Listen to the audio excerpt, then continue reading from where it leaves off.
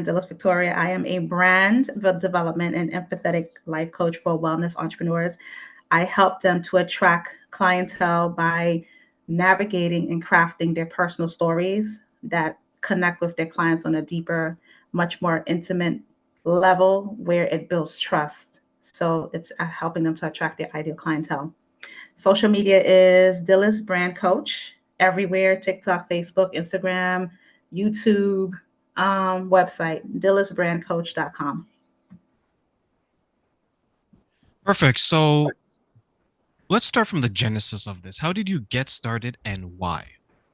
I got started when I was in New York City. I'm from New York, and in 2010, I wanted to be a plus size model, and I would go to all these casting calls, and they would be like, "You're too short, you're too fat, your hair's not good, this, the next, and the other." And so I decided to just create my own fashion production company, and I had models that were all shapes, heights, and sizes. And what I found was a lot of them had a lot of self-esteem issues. And I had been through that as well when it comes to accepting my body and my features. And so I was sharing my story with them. And the more I shared my story, what I went through, it empowered them to kind of like confront themselves, but also accept and embrace all of who they are. And so that's when I realized brand story or personal storytelling was a great way to add to your professional business and your brand, because it tells who you are and how you started, the obstacles you overcame, and why you're doing what you're doing. I know sometimes for me, I realize that each job I've ever had, especially if it's in the realm of helping people, let's say, for Mhm. example, when I used to do talks at the church or Bible readings or the coaching that I do, or even the podcast, it seems Mhm. to always be born out of something that either I went through directly or someone that I know, right? I looked myself in the mirror and I said that if there was someone to help me along, maybe I would be in a better position. So that inspires me to help others. So when you Exactly. started that and you wanted to be a plus size model, you started working with these different women. Did you see parts of yourself in the women that you're helping? Absolutely. I saw a lot of parts of myself going from like being sexually abused from 7 to 14 off and on, to having miscarriages, to almost dying in 2011. So I can relate to their stories, and I was able to help them and empower them in a way where, like, I don't look like what I've been through. But if I sit with you and I talk to you and I offer you my vulnerability and share with you everything I've been through, you're going to look at me like, holy crap. And I could be like, okay, well, you can't make any excuses, because here I am. I went through all of those things, and I made a conscious decision to own and remember who I am. But on top of that, to not allow those things to define me. And I look at those challenges and struggles as challenges and struggles. I looked at them as gifts, because it empowered me to have notches on my belt, to have all this experience and wisdom and these lessons that I've learned that I share on to the next person. How were you able to do that? Because that seems to be something that's difficult for a lot of people to accept it, grow from it, Mhm. learn from it in a way, and still Mhm. lead a productive life. So, how difficult was that for you? And how did you do it? It was difficult for me because I pretty much compartmentalize, and I've mastered dissociating. And when you dissociate, it's a form of survival or fight or fight. So you don't have to deal with it mentally, emotionally, and spiritually. And I just had to sit with myself, and I had to tell myself the truth about the things I've been through, what I did to myself, and how I allowed other people to abuse me as well, because I was hurt and I was in pain. And so it was getting connected with the little girl in me and ask her what she needed and what she wanted, and also forgiving me and giving myself grace, and learning how to give myself grace every single day, and giving myself compassion, because I would be a person that would be so hard on myself and pressure myself. I had to be perfect. And I also had to realize the only approval and validation and acceptance needed was my own, because I was such a people pleaser. So I just had to implement those specific things into my life in order for me to change and really, really pay attention to my cycles, patterns, and behaviors of who I thought I was, and to really, really sit with myself and ask myself, who are you truly? Who's the real you? And really, what are the things that you truly like and want? Not what people fed you about who you are. And so that's a process, and that's something that I still go through every single day in my life, because when you go through abuse and things like that, you do have a little bit of CPTSD or PTSD. You still have flashbacks, there's still triggers, and it's learning how to shift the mindset. So it's just mindset shifting all the time, every single day. From because I used to be such a hypochondriac, I thought I was going to die from everything. And so it was like, no, you're healthy, you're fine, you're healthy, you're fine, you have a great life. So as soon as that imposter syndrome hits or the hypochondriacism hits, you immediately shift it. You pay attention to the mind. And that's what I started doing. I know someone that is definitely like that. She'll list off all these things that she's going through, and it's resulting in people being pushed away because every day is a new issue that she has, right? And when I Mm-hmm. look at the road to recovery, it's such a courageous one, but many times it's a lonely one. It is. You have to do it by yourself. Did that happen Mm-hmm. to you where you're creating the path of recovery? You look to your left, you look to your right, and it's only you walking it. Yeah. In 2020, during the pandemic, I went through a very, very powerful deep awakening, which is like dark night of the soul in the spiritual community, or shadow work. And I was confronted with parts of myself that I didn't heal and parts of myself that I didn't like. And I was able to confront it with grace and compassion. And like I mentioned earlier to you earlier, I work with Egyptian goddess Isis, who is my spiritual mother. So she gave me the nurturance, the strength, and the ability to confront the self and to confront parts of my spirit that were like in full blown chaos. And I had to like really sit with the chaos, and I had to sit with myself, and I had to face myself.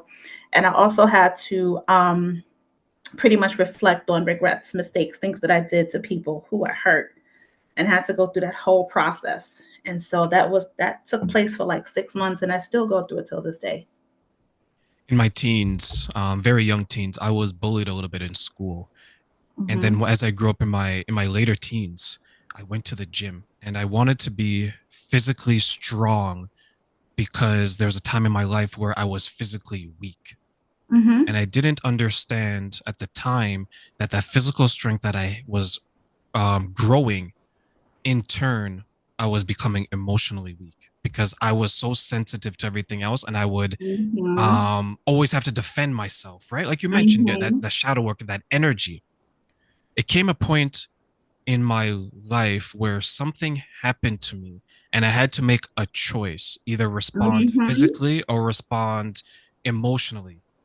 And for the first time, I took everything and I kept it inside and I was in check and I resolved it within myself. Absolutely. Right? From that day Mm-hmm. forward, nothing bothered me on this Mm-hmm. earth. Mm-hmm. Whereas, Because th- it's like the go ahead. saying goes. It's like the saying goes, nobody's gonna save you but you. You have to save yourself. Yeah, does that, I don't want to say it's a transformation because I felt like the same person on the outside, but I was a different person on the inside, right? Mm-hmm. Is that something that happens in the work that you described where there's a change that you maybe when you step in front of the mirror you don't see, but you feel it and your Mm-hmm. perception of everything changes? Does that happen? Absolutely, it does happen because the inner you, if you're a person who is experiencing anxiety, panic attacks, depression, all that stuff, when you go through your, first of all, you have to make a conscious decision to want to change. You got to be ready to want to change. With change comes uncomfortable emotions and feelings, and things are going to unravel and pop up. But after the fact, when you're so accustomed to being in fight or flight mode and anxiety, which I went through, when I was able to look at myself in the mirror and have this sense of peace, it was so weird to me. It was like, why am I so peaceful right now? Is something going to happen? Am I going to die? Da-da-da-da-da, all these thoughts because I was so used to just being unraveled. And so it's different when you look at yourself in the mirror because you don't recognize yourself. You don't recognize the chaos anymore. You don't recognize the self-inflicting ideas and emotions and wounds which you put yourself into. You don't recognize that person anymore. It's like a light in you. It's like a light in you. But I often tell people too, you have to connect your light and your dark sides because we have both sides, and you have to honor both of those sides. You can't have one without the other. That's just not how life works.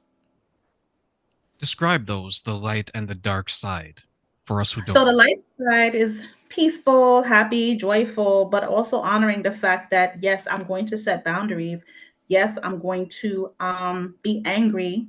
I'm going to honor my anger. I'm going to be hurt. I'm going to be in pain. I'm gonna cuss somebody out because they get on my last damn nerve, or somebody's trying to take advantage of me. and I'm going to defend myself. So it's both together at the same time. You can live in duality. It's just as long as you're utilizing your shadow side or your dark side for good and not for bad, not to be manipulative or vengeful or hurting another person, but doing it in a space where defending the self, standing up for self, and making sure that you set proper boundaries in your life, stuff like that. I know a lot of people when they hear like the dark light, or sorry, they hear the light, they hear the dark, they think negative, right? Light, Mm-hmm. positive energy, something that we all should use. Then they Mm-hmm. think dark, they think like you mentioned, manipulative, mysterious, evil. But you're Mm-hmm. saying that to focus that in a positive way, but how Mm-hmm. how can we get someone who's so maybe conditioned, for lack of a better word, to think that Mm-hmm. the dark is only for evil, right? How can I we would, I would change that ask them, mindset? how's it work? I would ask them, how's that working for you? The age-old How's question, it right? working? Yeah, how's it working for you? How's it really, really affecting your life, your health, your mental state of being? How is that working for you? Because we all have to, at one point, break cycles, behaviors, and patterns. And sometimes it's something that's inherited from generations before us. So being able to be ready to take action and disrupting the narrative. And sometimes that's hard for people because you could be like, I've always been this way for the last 40 years. Okay, but are you seeing different results from being the same way? Because you know the definition of insanity is doing the same thing over and over and expecting results. What are the results that you're experiencing? 9 times out of 10, none. Okay, so if you want change, you have to be the change you want to see. Someone told that to me that they were too old to change, and I asked them their age, and they weren't even 40. So I'm like, that's midlife. That means that you're addicted to the chaos and you don't want to remove yourself from the chaos, because once you remove yourself from it, your life is so much better. Not to say that you're not going to have challenges, but you're going to know how to handle the challenges in a more positive way where you're not allowing this thing or obstacle to take you down, so to speak, where you're not self sabotaging, where you're not holding yourself back. I had to master learning how to surrender to life and to just surrender to the flow and know that everything, which is my mantra every day, everything works out because it always does. There's nothing in life that never worked out the way it was. Sometimes it doesn't work out the way that you want it to. It's divine timing and divine order, but it will work out. If you look at your life 5 years ago, of the things you went through, you overcame those things. I said something similar. She started bringing the chaos to people's front door, right? Like Mm, she was someone that on the surface, it looked like she enjoyed it because it kept her life busy. You remove the mhm. chaos, she had nothing else going for her except the chaos because it's like a car accident, right? You see people breaking their necks to see it. People Yes. were tuning in to the show of her life because it became a theater, became cinema, right? The way she would conduct herself. And you mentioned something, whereas some people maybe may not understand the word. You said surrender to life. How can Mhm. we do that in a way that's going to benefit us for the future? You surrender to life when you stop worrying and stressing about stuff that you cannot even control at all. If you lost your job, how can you control losing your job? There's nothing you can do about that. Or if you come upon some type of illness or something like that, you can't control that. So if you're going to consistently stress about it or worry about it, what do you think is going to happen? More stress, more worry, more chaos.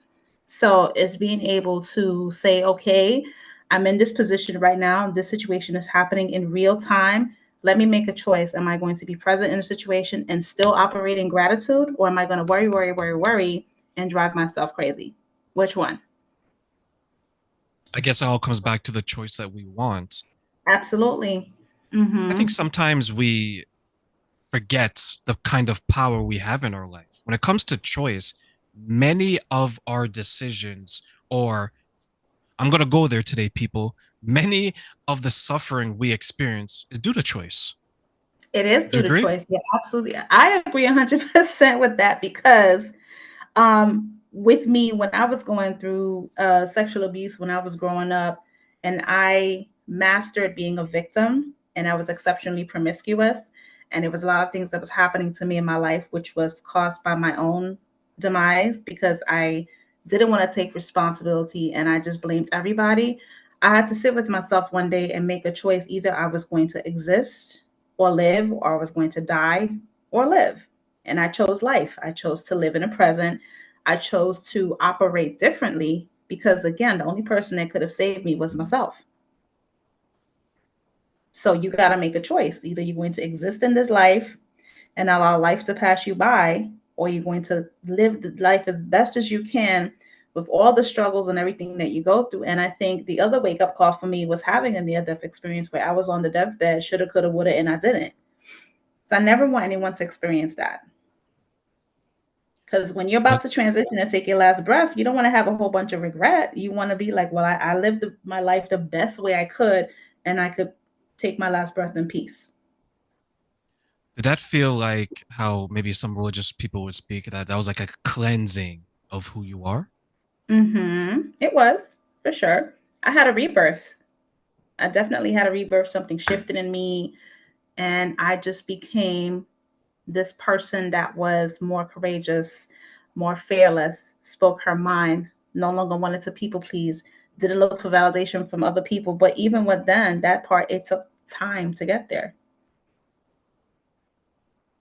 So I know you touched on this earlier in our conversation about Mhm. narcissistic abuse and Mhm. some of the abuse that you went through, and you're helping women to overcome abuse in all Mhm. forms. Because for those who Mhm. may or may not know, we sometimes only think of the physical and Mhm. the sexual, right? But Mhm. there's emotional abuse, there's mental abuse, there is financial abuse. Now, what are the ladies that you work with, the women that you work with, what are some of the commonalities that are leading them to fall prey, maybe, or fall victim to some of these abuses from the people that they deal with? Um, Lack of self-esteem, lack of self-worth and value, um, thinking that the person that they're with will make them happy as opposed to the person that they're with adding to their happiness. And then people prey on them because that's what happened to me. I was preyed on. The person I was with preyed on me. We talked extensively about stuff that she went through, things that I've been through, and so on and so forth. And she studied everything that I said and she used it against me mentally, emotionally, spiritually, financially, all of the things. That's a And she lot. isolated me. And she isolated me from friends and family. Like, your family don't care about you. I'm the one that cares about you. This, the next, and the third. I was being accused of sleeping with Tom, Dick, Harry, Mary, Soon every single day. It was just a whole bunch of stuff. And she pretty much all of the healing that I did and the wounds that I closed up, she just sliced them and opened up all of them all over again. So I went back, my mind went straight into being fear of abandonment, being left. Pretty much my business went down because it was like she had, when narcissistic people are with you, they find a way to manipulate you emotionally and mentally, where you become a shell of yourself, where the confidence that you once had is diminished, and they try to break your spirit. And every time you're upset, angry, hurt, crying, and whatever the case, they get off on that. That fuels them. That fuels them. And so I had to come to a point where I had to put the ego and pride aside because it was like, okay, well, I'm in this relationship and I don't want to fail at another relationship. And so I'm going to stick it out and try to love this person as much as I possibly can and give them my all, and everything's going to be good. And the problem with that is that they take you on these highs and lows. I'm gonna go get therapy. I'm gonna get help. It's gonna get better. This, the next, and the third. And that'll take place for 2 days. And then afterwards, it's like, why is this soda can on the table? Didn't I tell you before, like, I don't want this here? And it starts all over again. So they take you on a high and low. And so your thinking process and your emotions are just like this, constantly, constantly. And then it's developed into a form of an addiction because you're like, I want to like Why does this person love me enough? And I want to help them to love me, and I want to love them, and da da da da. And it's just like a vicious cycle. It continues and continues and continues. And I think some people don't even realize that is going on, especially the isolation piece, They right? don't, Like because I didn't realize it.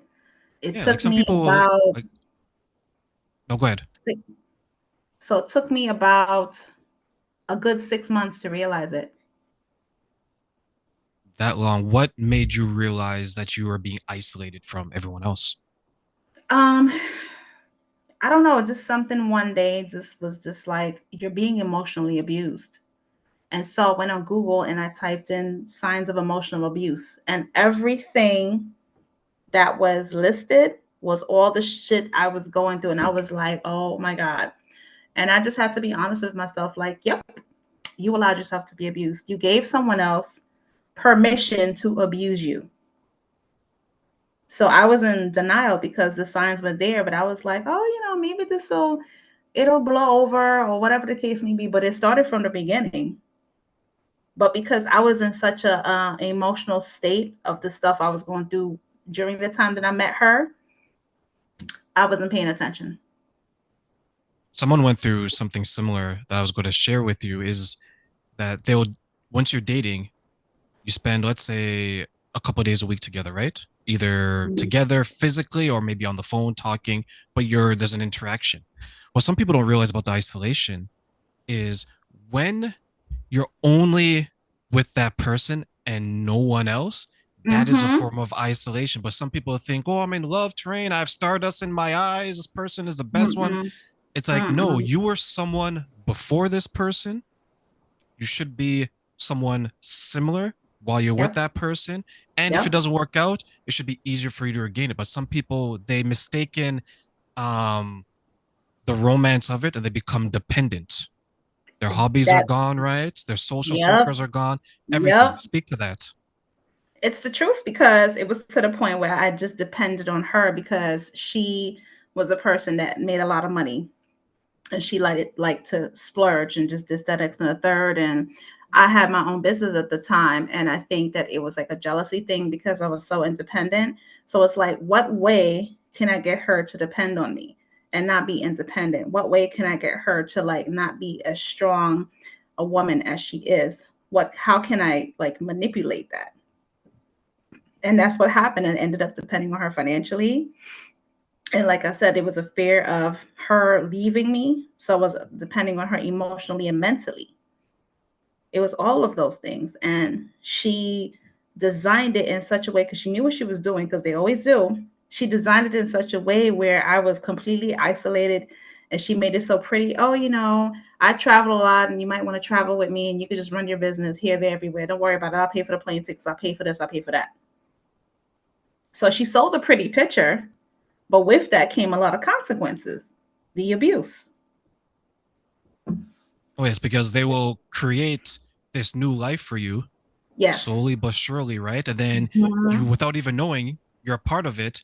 And then when they start to pull away or when they start to discipline you and say that, hey, if you're not with me, you must be doing this with that person Yep. or whatever the case is. You're like, Mhm. wait a minute, I'm not. I'm not doing this. And then the best strategy is that they do it often enough, then you're like, wait a minute.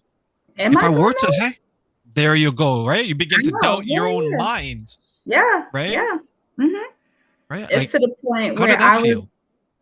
it felt horrible because I was becoming a shell of myself, and I worked so hard on my identity and who I am as a person. And it was slowly just diminishing to the point where she was trying to diagnose me that I had DID, that I would dissociate, and another part of me was coming out and doing this and doing that and stuff that I don't remember. And I'm probably sleeping with the neighbor upstairs and this, the next, and the third, to the point where she had video cameras all over the house. And then she also had voice recorders all over the house that I didn't know about. So she was recording my conversations. It was to the point where my phone, you're probably sleepwalking and talking to people on the phone. And when I look at you, you go like this. Nobody's on my phone. She would take my phone, go through all of my DMs on Instagram, on Facebook, check all of my emails. Why do you have so many email addresses? Who's calling you on the phone? Like a whole bunch of crazy stuff. And it made me doubt myself. I'm like, I know I'm not doing anything. Like, what is she talking about? So yeah, they make you go feel like you're going crazy, and they truly, truly make you doubt yourself. I remember there's a story that was shared to someone I dated at the time that I was in a relationship with another girl. And this was someone that was like in a different city, which isn't too bad because we all drive, right? But it was far Mhm. enough that wouldn't entertain it. So I asked the question that, okay, if I am with this other person, I'm like, ask them what my name is. Because remember, if you're dating Mhm. someone, you should at least have a name, right? Fake name, whatever. Right. Long story short, it got to the point where because it turned out to be false, but because it was painted that someone's always watching me, I would be at the Mhm. gas station looking over my shoulder, Yeah. right? Because Yeah. you think pumping gas in another area could be considered bad because now you're so paranoid this person has entered your mind in a way that maybe you're not used to, right? Mhm. Mhm. It was so bad because even like I went back to New York for a couple months to go visit my sister, and she was in another location, and I would always have to be FaceTiming her everywhere I went. Like, take a picture of the train that you're on. I want to see that you're by yourself on a train. Or if I was at work at my job or whatever the case may be, she came to pop up surprise visit me, and it's like, oh, I'm walking by FaceTiming, and the manager was just like, oh, hey, when you get a moment, can you step into my office? I just started working there. He was like, I just want to get to know who you are. Oh, you're probably dating him. You're probably doing this. You're probably doing that. It was like wild, crazy stuff. So the whole time for me, when I was just like, okay, I need to get out the situation, the one thing I told myself is, Dillis Victoria, remember who the fuck you are. Remember who you are. Remember how powerful you are, how amazing you are. And yes, you're beating yourself up right now because you're like, how the hell did I get myself into this type of situation? Like, what the hell? I'm stronger than this. Who, what, why, what? And I remember one day I was in the bathroom, and it was March of last year. And I heard my grandmother's voice. And she said to me, Hija, abre sus ojos. Daughter, open your eyes. And I said, okay, Grandma, you need to help me get some strength because I need to get out of this situation. For those who maybe find themselves in it, and you Mm-hmm. got out of the situation and you seem a lot happier now, what are some of Mm-hmm. the steps that they can do to make sure that they don't spend a long time in it and then, or better yet, that they can identify it early on and create a way out of that situation before it gets too serious or too bad?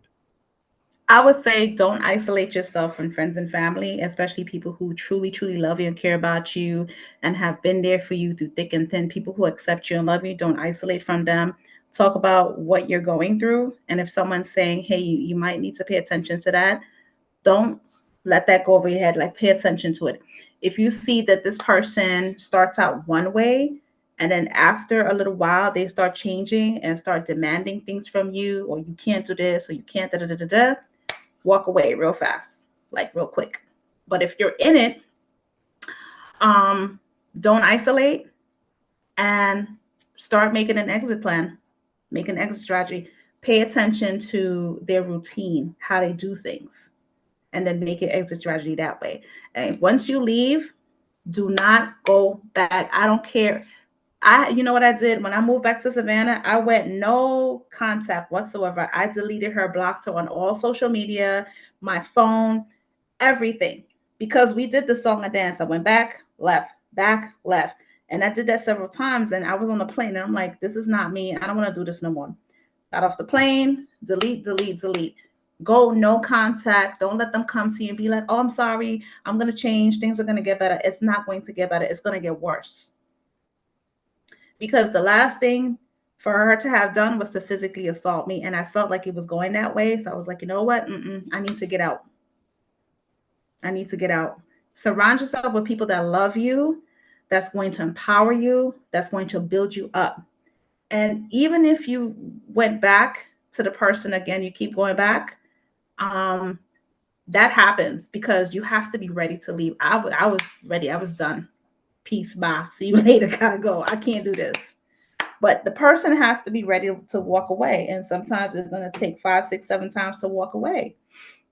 Because to the point that I was at my wits' end. I was calling shelters, like, I need a shelter, I need a shelter. And the thing about the system that's really, really screwed up is you have to have a broken bone, you have to be bleeding for you to get help.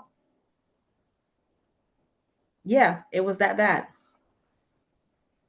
I think that's important because a lot of people, they don't realize how necessary no contact is. They think, Is okay, it? I'm gonna be friendly. I'm still gonna say, hey, how you doing? Things Mm-mm. like that. You No. can't do that, especially if it's someone, because once you, it's like when you're in it, you don't necessarily understand how bad it is, right? Mhm. But once you step out of it and you have that one person, that two person as your support system to say, hey, Terrain, hey, Dhylles, do you realize Yeah. that you are behaving this way? You're like, oh my God, really?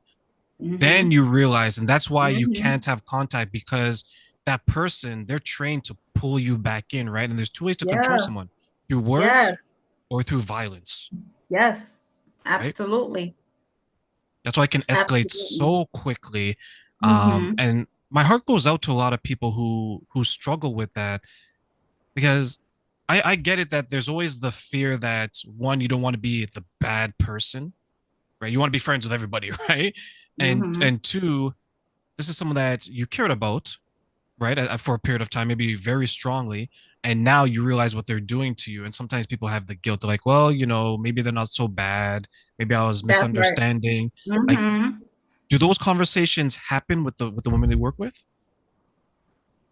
It did happen, because I remember having a conversation, I was defending her, and, "Oh, it's not that bad, it wasn't that bad," and a friend of mine was like, "Well, you just listed all of this stuff that happened to you, what she did. So how was it not that bad? It was bad.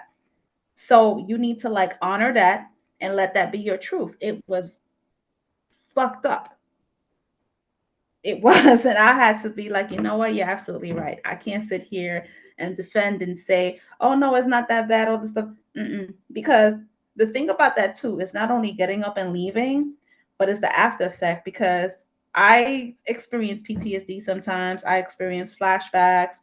I experience these different thoughts like, oh my God, I can't believe I was in this relationship. Da, da, da, da. Like, for instance, my birthday was Tuesday. And the last birthday I have when I turned 46, and we were driving to another location, and she was on my Facebook and she saw some dude give me the heart emoji. I sent him prayer hands. Thank you so much. Oh, you need to stop telling your men to stop hitting you up on social media. Da, da, da, da, da. Cuss me out. And I'm crying, like bawling. And then you want to turn around and take me to a damn spa for my birthday. Like, you already ruined my day. So why the hell am I going to? That type of stuff. So this time now for my birthday, I'm in like freaking panic mode, like, oh my God, what's gonna happen? Because I'm in a new, healthier relationship. And my partner made it so wonderful and extra special for me because she know what I went through. So now I get to shift the narrative in my brain when it comes to celebrating my birthday in a very positive way, as opposed to the way that I was thinking that it was gonna go. So it's a lot of things that go on after you come out of a narcissistic abusive relationship that you have to really go through. And you got to give yourself grace and compassion through those moments and learn how to like self-soothe. I learned how to self-soothe myself when I go through those moments, and I give myself permission to cry, to mourn, to go through all of the feelings I have to go through in order for me to heal and move forward, because a narcissistic abusive relationship is not an ordinary relationship. It's not a normal relationship. So the point of healing is going to be completely different from when you just break up with somebody out of a normal relationship. It is not the same. So as we close, let's let people know how to self-soothe and give them tips Self on that. Sure, self-soothing is writing in your journal, expressing your feelings, going to therapy. I have a trauma coach that I work with every now and again. Self-soothing is definitely forgiving yourself and not blaming yourself because you were looking for love and this person preyed on you. That's what they do. They prey on you. They get off on preying on you. So giving yourself grace and compassion and forgiving the self and connecting with the little child inside of you who's still hurt from the situation, because it's not only the grown person, but it's the kid in you. that this person hurt as well. So it's connecting with the kid in you and giving yourself an opportunity to feel safe and protected within your mind, heart, body, and spirit. And that takes a long time, and it's something that I have to do every single day. And when those emotions and feelings and fight or flight mode pops in, take a deep breath. I'm safe. I'm no longer in that situation. And get a tribe around you that truly loves you and cares about you and is not there to judge you. And you can, tell them, hey, there's moments when I'm going through PTSD or moments that I'm emotional and I just need your support. Even you could just hug me, just be there, just be present. You don't have to say nothing and just let me cry. Stuff like that is a good way to self-soothe.